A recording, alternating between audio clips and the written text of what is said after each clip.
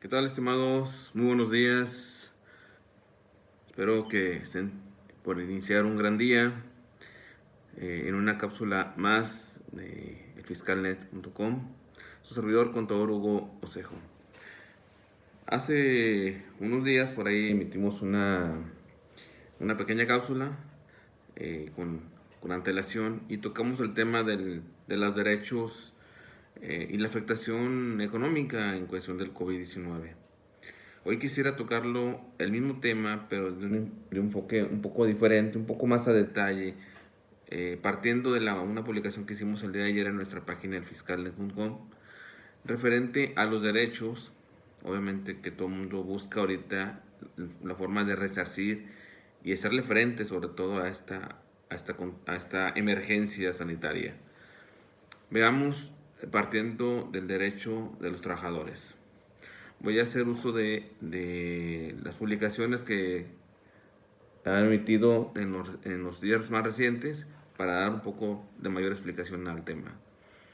Primeramente, es muy claro en cuestión de aclarar el primer punto, que el gobierno está apostando al derecho de la salud, al derecho de los trabajadores, al derecho irrenunciable según la Ley Federal de Trabajo.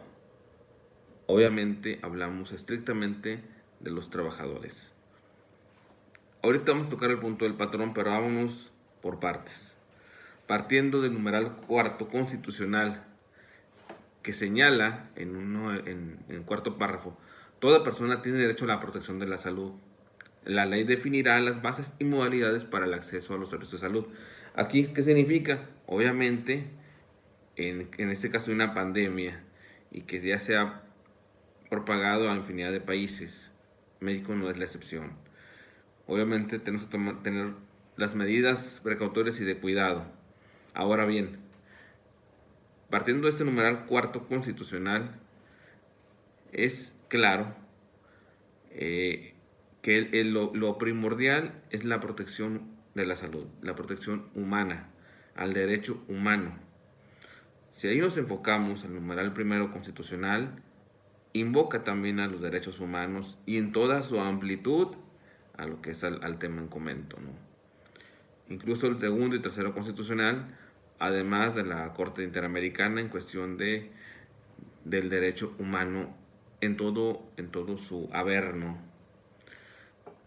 ¿Qué significa, yéndome a lo que es el derecho humano? Por ahí también les comentaba que si era posible aplicar dentro de esta emergencia sanitaria, si es posible aplicar el principio pro homine, es decir, pro persona. Es decir, en su amplitud, la más extensa amplitud en el derecho humano, lo que más le convenga al trabajador. Considero que sí hay elementos para aplicar este principio. Hay otro, incluso, el que nadie esté obligado a lo imposible. Obviamente, antes de meternos a las cosas técnicas, no, si un patrón no tiene la liquidez, aún tenga la obligación, reitero, aún tenga la obligación del tributo de pagar sus contribuciones en materia de seguro social, en, en impuestos sobre nómina, en impuestos federales, etcétera.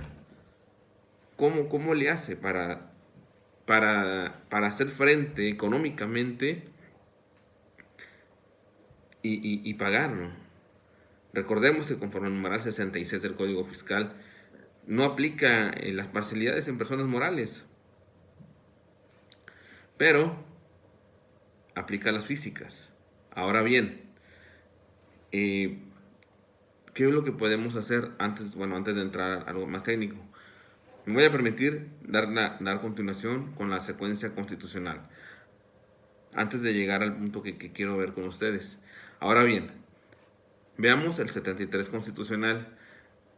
Obviamente aquí entramos a las autoridades competentes, llámese la Secretaría de Salud y obviamente el Consejo de Salubridad General, eh, plasmado en el numeral 73, fracción 16, inciso 1A, que señala: el Consejo de Salubridad dependerá directamente del presidente de la República sin intervención de ninguna Secretaría del Estado y sus disposiciones generales serán obligatorias en el país.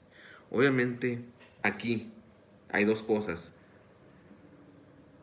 El punto a discernir, de hecho lo hemos comentado, es que en la Ley Federal del Trabajo únicamente se menciona la palabra contingencia sanitaria.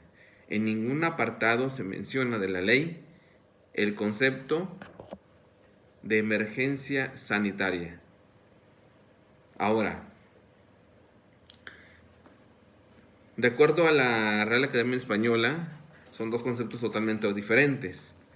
En cuestión de la contingencia, es una posibilidad que algo suceda o no suceda, a grandes rasgos. Y lo que es la emergencia es algo que ya está en suceso, ya es algo que ya está encima, algo que ya es una situación de peligro o desastre. Entonces, obviamente, también podemos pensar que el gobierno prefiere delegarle en el patrón dolosamente y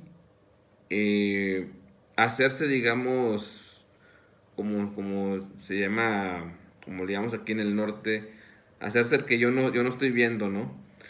Es decir, le delegó en el patrón la obligación de que él cumpla el pagar el salario al 100% al emitir la emergencia sanitaria y no una contingencia, porque realmente y esto ya no es una contingencia, ya está superada en su amplitud, pero ya no es una contingencia sanitaria. Ahorita muchísimos negocios están cerrados, empresas están cerrando, ha habido despidos masivos, etcétera, ¿no? Por el avance de este virus, del COVID-19. Ahora, ¿qué es lo que sucede? Bueno, primeramente, ya vimos la diferencia en cuestión de la contingencia y la emergencia. Por eso, al menos en mi particular punto de vista, a corto plazo dudo, o quizá bajo cierto tiempo, dudo que emitan la contingencia sanitaria. ¿Por qué? Porque va a crear otro tipo de escenario y le va a dar, digamos, armas a los patrones o elementos para poder hacer abusos en cuestión laboral y, que el trabajador no tenga una dignidad en su quehacer laboral. Entonces, creo yo, a mi punto de vista, que no necesariamente puede coincidir con ustedes, pero es muy respetable, es que el patrón tiene la obligación de pagar al 100%. Ahora, fíjense, siguiendo con el diario oficial, el día 30 de marzo del presente año, se emite el acuerdo. Aquí es donde empiezan a venir los problemas jurídicos.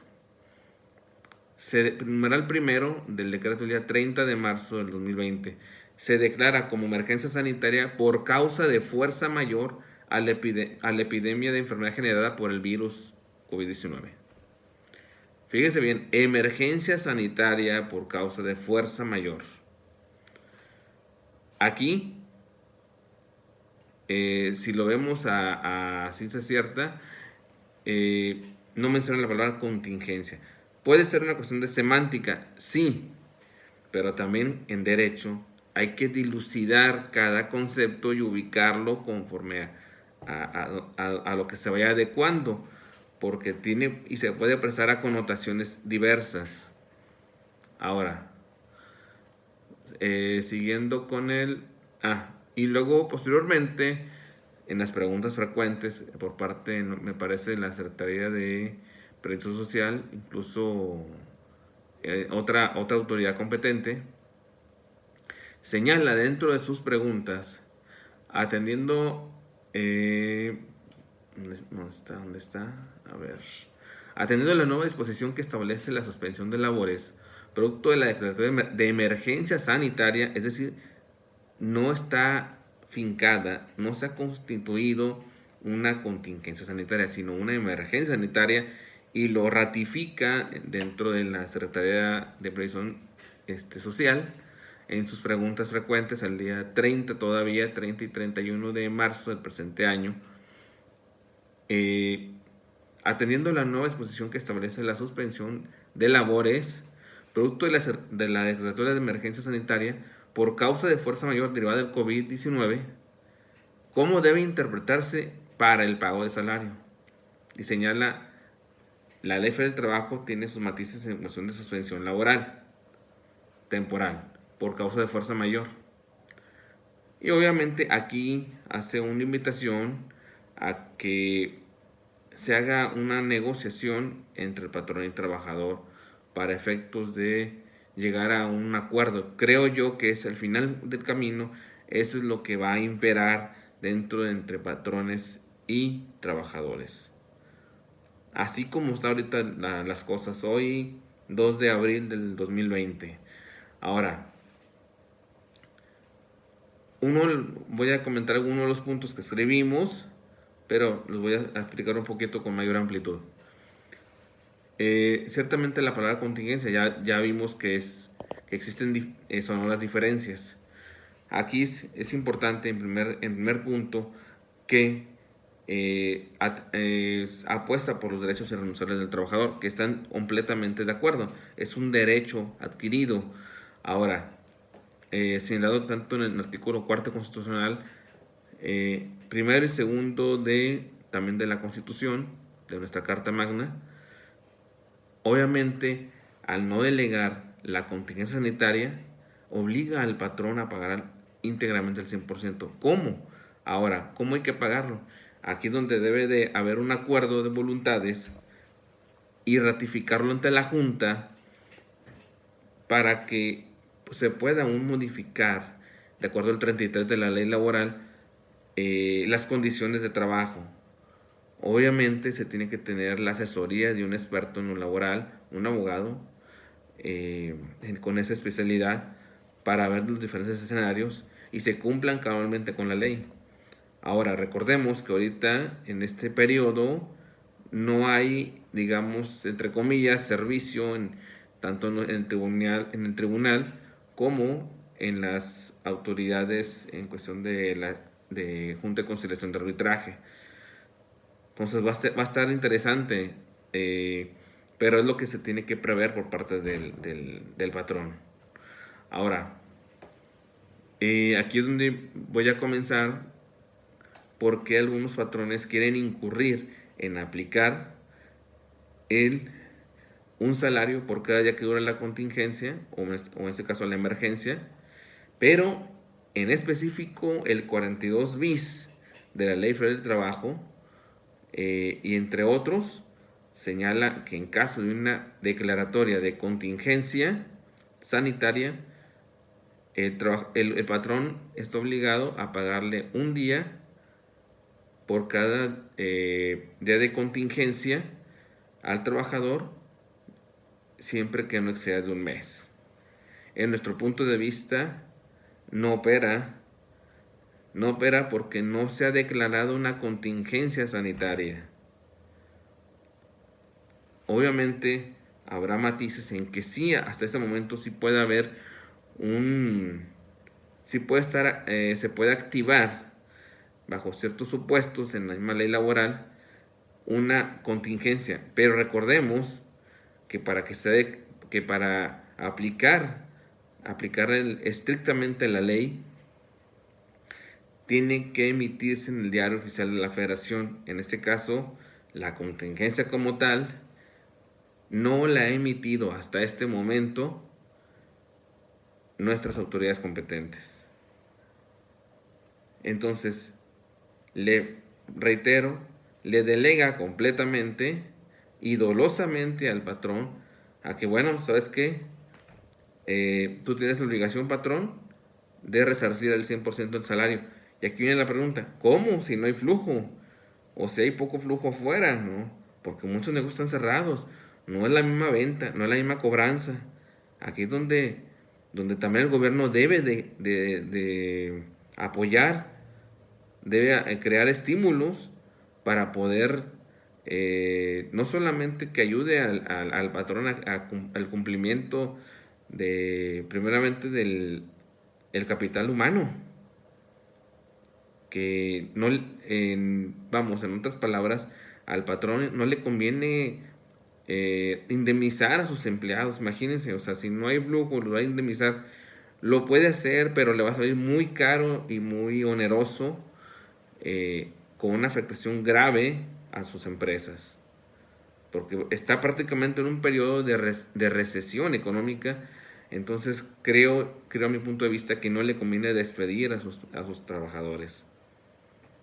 Entonces es donde tiene que negociar, y ojalá nuestras autoridades emitan estímulos económicos, estímulos para poder cumplir con las obligaciones, no solamente en materia de federal, sino en materia de seguridad social, que hasta este momento no se han pronunciado, pero surgen rumores en que sí, en próximos días va a haber se van a pronunciar en ese sentido, pero hasta que no esté en el diario oficial, hasta que no esté publicado, no podemos especular. Esto último son rumores. Entonces, eso de momento todavía no nos lleva a ningún lado. Ahora, ¿por qué les comento que no aplica el 42 bis? Empecemos dando lectura a ese numeral de la Ley Federal de Trabajo. Dice, en los casos en que las autoridades competentes emitan una declaratoria de contingencia sanitaria conforme a las posiciones aplicables que impliquen la suspensión, ojo, no es un despido masivo, no es una indemnización, no vas a terminar con los trabajadores, es un periodo de suspensión de labores. Se estará a lo dispuesto por el artículo 429, fracción cuarta. Ahora, primeramente aquí 2 puntos. 1. No hay declaratoria de contingencia sanitaria. Número 2. Aquí me envía al 429, fracción cuarta. ¿Qué nos señala el 429?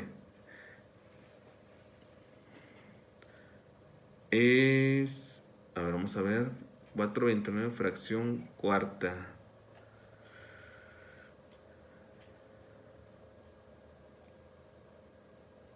Aquí tengo el 429, señalados en el artículo 427. Si se trata de la fracción séptima, que es como ahorita le estaba comentando, es un día, que es lo que busca todos los patrones, es un día de salario mínimo vigente. Como no hay contingencia, no se aplica el 429 en cuestión del día de salario mínimo. Entonces, estrictamente no podemos aplicarlo. Habrá quienes sí lo hagan porque quieren equiparar la contingencia con una emergencia, que como ya vimos, son dos conceptos completamente diferentes. Ahora, lo que es el numeral 427, que trata de la suspensión colectiva de la relación de trabajo, señala, son causas de suspensión temporal en la relación de trabajo de una empresa.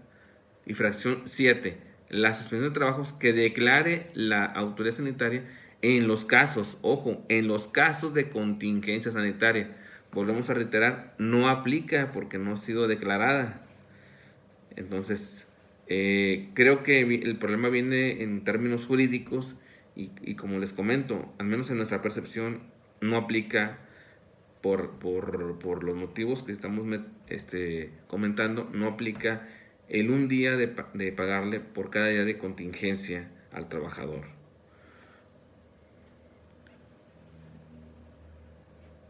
Y de acuerdo al decreto del día 30 de marzo, lo que señala, activa la fracción primera del 427, que señala, si vemos en el mismo apartado, vamos a irnos donde señala el artículo primero del decreto del 30 de marzo, se declara como emergencia sanitaria por causa de fuerza mayor. Aquí me remite al numeral 427, fracción primera, y señala la fuerza mayor o el caso fortuito no imputable al patrón, o su incapacidad físico-mental o su muerte, que produce como consecuencia necesaria, inmediata y directa, la suspensión de trabajo. Obviamente estamos en una suspensión de trabajo. Obviamente es una causa de fuerza mayor, porque esto ya está, ya no, ya supera una contingencia.